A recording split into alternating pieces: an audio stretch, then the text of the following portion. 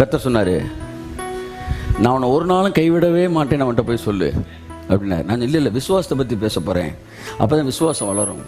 நான் கைவிடவே மாட்டேன்னு சொல்லிடு, அதுவே அவன் விசுவாசத்தை வளர்த்துரும்.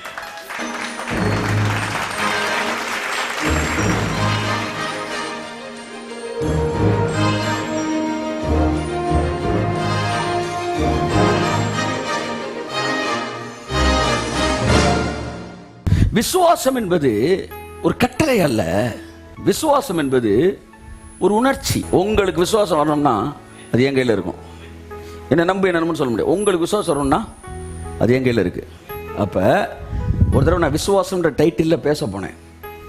நீங்கள் விசுவாசிக்க வேண்டும், கர்த்தர் ஒரு நாளும் கைவிட மாட்டார் என்று நீங்கள் விசுவாசிக்க வேண்டும், விசுவாசத்தில் வரும் நன்மைகள் ஆவன அப்படின்னு சொல்லி ஒரு 6 பாயிண்ட் எடுத்துகிட்டு போகிறேன்.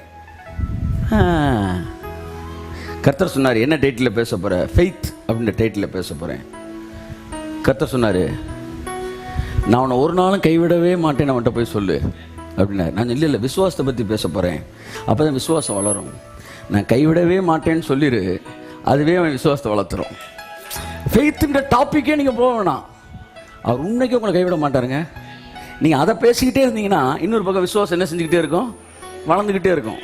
விசுவாசம் என்கிற டாப்பிக்கே எடுக்காம நீ ஏற்படுத்திடலாம்.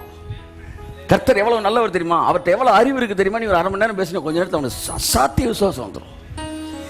அதெல்லாம் பேசாம விசுவாசின்னா அவன் விசுவாசிப்போம் சார், விசுவாசிப்போம். But he cannot believe.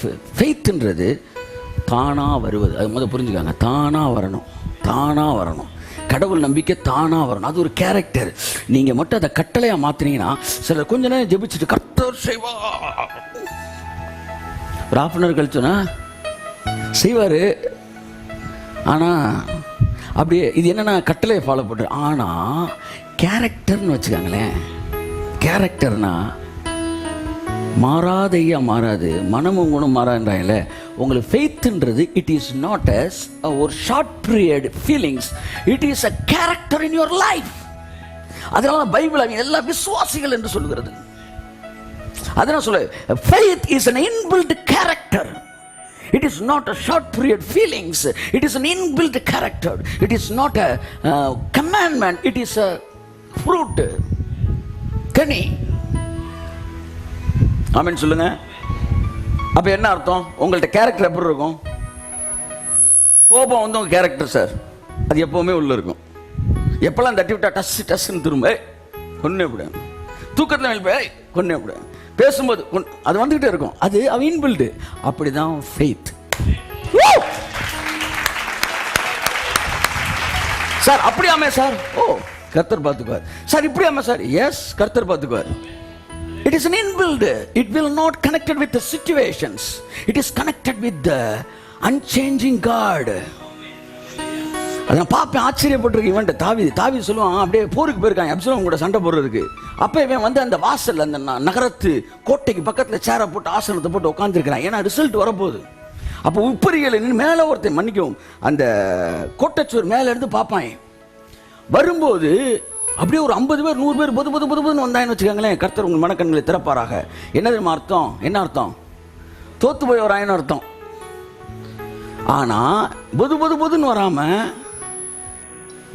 பொதுன்னு எடுத்தணும் பொதுன்னு வர முடியாது. முதல் ஒருத்தன் தான் ஓடிடுவான் தரன்னு. அடுத்து கொஞ்ச நேரத்தில் இன்னொருத்தர் வருவான், அடுத்து இன்னொருத்தர், அப்படியே பார்த்தா 50 100 வரும். அப்படின்னா தோத்து வராயின்னு அர்த்தம். ஒரே ஒருத்தர் மட்டும் வரான்னு வச்சுக்காங்களேன். என்ன அர்த்தம்? ஜெயிச்சுட்டாங்க, எல்லாம் கொள்ளை அடிச்சுக்கிட்டு இருக்காங்க. ஒருத்தன் மேட்ரை சொல்ற கொண்டு ராஜாட்ட ஓடி வரான். இவன் கீழே உட்காந்துருக்கிறான். மேல இருக்க சொல்றான், சார் ஐயா ராஜாவை யாரோ வருகிறார். ஒருவனா அநேகரான்னு கேட்கிறான். யாரு? தாவீது. மேல இருக்க சொல்றான், ஒரே ஒருவன். அப்படி என்றால் வெற்றியின் செய்தி தான்.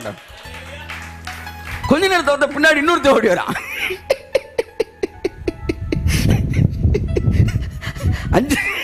5 நிமிஷத்துல சிச்சுவேஷன் மாறுது. அடுத்து பின்னாடி வரணும். என்ன அர்த்தம்? அடுத்தடுத்து நிறைய பேர் வரப்போறாங்க அர்த்தம். அப்ப என்ன அர்த்தம்? தோத்துட்டான்னு அர்த்தம். ஒருத்தர் தான் வராருன்னு சொல்லுவான். அப்ப நிச்சயமாய் வெற்றியின் செய்தி அப்படின்வான். ஃபெய்த்தை பத்தி பேசிட்டு இருக்கேன் உங்கள்கிட்ட. அது சொல்லுவான், ராஜாவை மன்னிக்கவும் பின்பாக இன்னொருவன் ஓடி வருகிறான். வருகிறவன் யார்? அவன் பேரை சொல்லுவான். எவனோ அப்ப ஏதோ ஒரு பேரு. ஓ அவனா? அப்படி என்றால் நிச்சயமாய் வெற்றியின் செய்தி தான் கொண்டு வருவான். செகண்ட் அவன் பாருங்க, அப்ஸ் அண்ட் டவுன் எல்லாத்துலயுமே அவன் கர்த்தர் எனக்கு வெற்றி கேரக்டர்.